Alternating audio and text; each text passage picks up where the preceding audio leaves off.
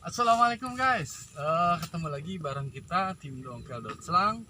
Pada konten kita kali ini saya akan beri atau sharing tentang persiapan mempersiapkan media tanam untuk bayam cabut, yang mana lahan ini bekas lahan persawahan atau lahan pertanian. Oke, cekidot.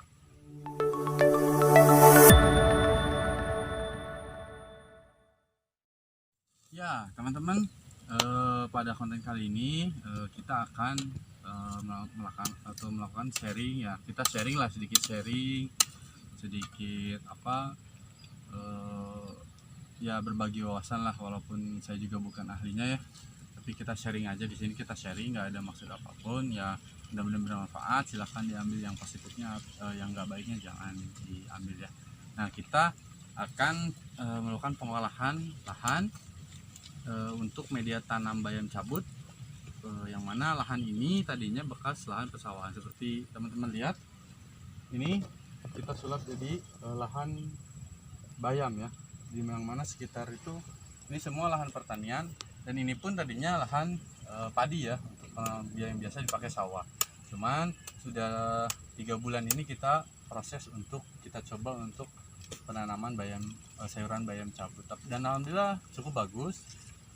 Tantangan pertama itu ketika lahan tadinya bekas lahan pertanian itu, yaitu jenis tanah atau kontur tanahnya yang memang agak sedikit lebih lebih basah ya. Nah, makanya perlu diperhatikan juga teman-teman, saluran airnya, irigasinya atau sirkulasi airnya harus bagus. Yang pertama itu. Yang kedua, dalam pengolahan media tanam seperti yang teman-teman lihat ini, kita sudah melakukan pencangkulan. Ini kedua ya, kita coba kita coba. Ini udah musim kedua, musim tanam kedua. Setelah sebelumnya kita panen pertama di bulan yang lalu, cuman kita diamkan dulu.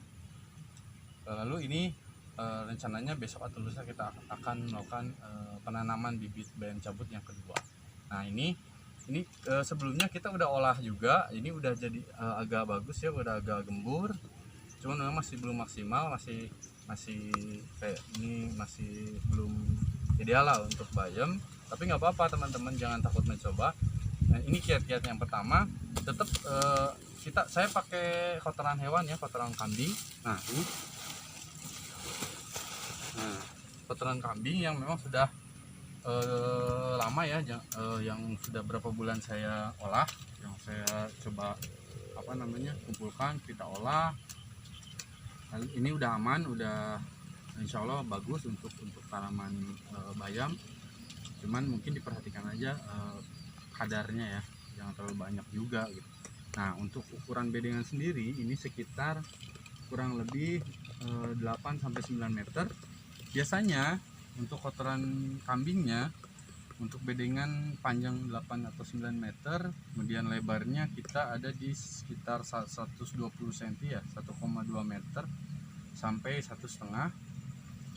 Itu membutuhkan sekitar, biasanya kalau saya pakainya 6 atau sampai 8 karung 25 kilo ini untuk pengolahan tanahnya, campurannya. Kemudian ada juga sekam bakar, kemudian ada jerami padi yang memang sudah lama itu diolah. Itu bagus banget buat pembentukan media tanam untuk yang basicnya itu lahan persawahan.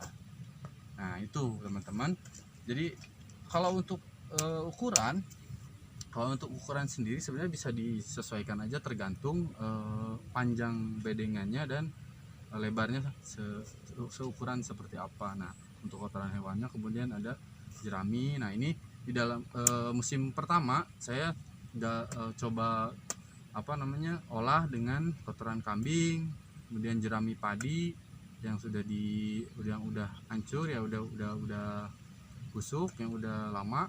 Kemudian ada juga ini campurannya sekam yang udah lama, jangan yang baru ya. Kalau yang baru mending dibakar dulu, kemudian baru diolah, digabungkan atau di mix di sini. Nah, ini pengolahannya seperti ini, mungkin bisa mendekat. Nah, ini saya contohin pakai parang aja ya. Untuk ini sedikit sampling, mudah-mudahan mudah-mudahan bermanfaat ya teman-teman. Nah ini pengolahannya ini udah lumayan bagus untuk yang kategori musim kedua ya. Ini udah lumayan bagus, udah lumayan gembur, dan besok atau lusa ini sudah bisa ditanam kembali teman-teman.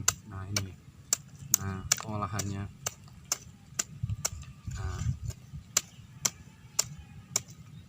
Nah jadi tanahnya memang udah gembur, padahal tadinya ini lumpur ya, tapi sekarang udah lumayan bagus. Jadi udah secara hasil musim pertama bagus juga. Dari satu bedeng ini kita bisa menghasilkan 150 sampai 200 maksimal.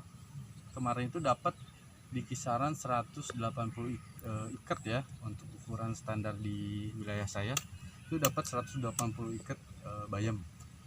Dengan catatan memang tadi pengaturan sirkulasi airnya diperhatikan. Kemudian apalagi di musim penghujan ini tantangannya itu di hama ya. Hama itu biasanya lebih besar kalau di musim hujan. Kalau air mengenang itu biasanya kenanya kuning bayamnya.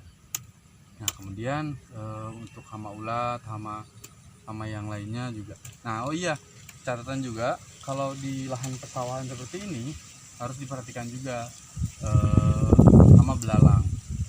Sepengalaman saya di sini belalang juga cukup mengganggu ya pertumbuhan bayam biasanya. Makanya harus dipersiapkan dari segi obat-obatannya atau ya vitaminnya, kemudian inseknya gitu.